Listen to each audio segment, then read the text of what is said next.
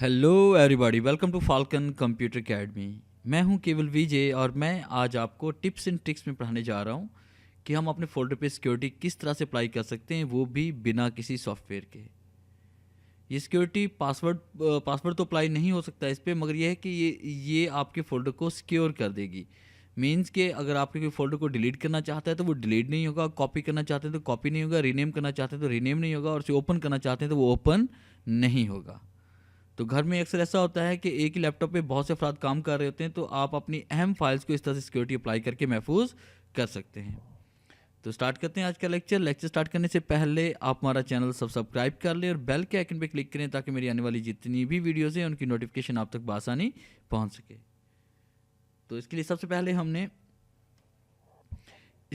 हमने उस फोल्डर में जाना है जिस फोल्डर में हम सिक्योरिटी अप्लाई करना चाहते हैं। मैं अपना माई कंप्यूटर ओपन करता हूँ, उसके बाद डाटा ड्राइव में चले जाते हैं और उसके बाद देखिए मेरे पास यहाँ पे एक फ़ोल्डर पड़ा हुआ है फ्री साउंड का। अब इस पर डबल क्लिक करते हैं तो ये देखिए मेरे पास ये फ़ोल्डर ओपन हो रहा है। तो मैं इस पर सिक्योरिटी अप्लाई करना चाह रहा हूँ। तो सिक्योरिटी अप्लाई करने के लिए क्या किया कि हमने इस फोल्डर के ऊपर राइट क्लिक करेंगे। राइट क्लिक करने के बाद आपने क्लिक करना है इसमें प्रॉपर्टीज़ पे, और प्रॉपर्टीज़ पे क्लिक करने के बाद आपके सामने प्रॉपर्टीज़ का ये बॉक्स ओपन होगा। तो इसमें देखिए हमारे पास यहाँ पे डिफरेंट टैब नज़र आ रहे हैं, तो आपने सिक्योरिटी पे क्लिक करना है और सिक्योरिटी पे क्लिक करने के बाद आपने यहाँ पे एडमिनिस्ट्रेटर पे क्लिक करना है, एडमिनिस्ट्रेटर। और एडमिनिस्ट्रेटर पे क्लिक करने के बाद आपने एडिट पे क्लिक करना है, और आप जैसे एड पे क्लिक करेंगे तो दोबारा एक और बॉक्स ओपन होगा। तो आपने यहाँ पे एडमिनिस्ट्रेटर पे क्लिक करेंगे और उसके बाद आपने यहाँ पे डेनी पे क्लिक करना है। जैसे हम यहाँ पे क्लिक करेंगे तो ये सारी कमांड आपकी इसमें सेलेक्ट हो जाएंगी, और उसके बाद आपने अप्लाई पे क्लिक करना है। अप्लाई पे क्लिक करने के बाद आपने येस पे क्लिक कर देना है, और येस पे क्लिक करने के बाद आपने इसे ओके करना है। फिर दोबारा हम इसे ओके करेंगे, और ओके करने के बाद देखिए हम अगर इस फोल्डर को यहाँ से डिलीट करना चाह रहे हैं कि मैं यहाँ पे राइट क्लिक कर रहा हूँ। राइट क्लिक करने के बाद मैंने इसे क्या किया, यहाँ पे डिलीट। देखिए ये फोल्डर आपका डिलीट भी नहीं हो रहा। और अगर आप इसे ओपन करना चाहते हैं, जैसे मैंने यहाँ पे डबल क्लिक किया, ओपन करना चाह रहे हैं, ये ओपन भी नहीं हो रहा। अगर हम कंटिन्यू पे क्लिक करते हैं तब भी ये ओपन नहीं होगा।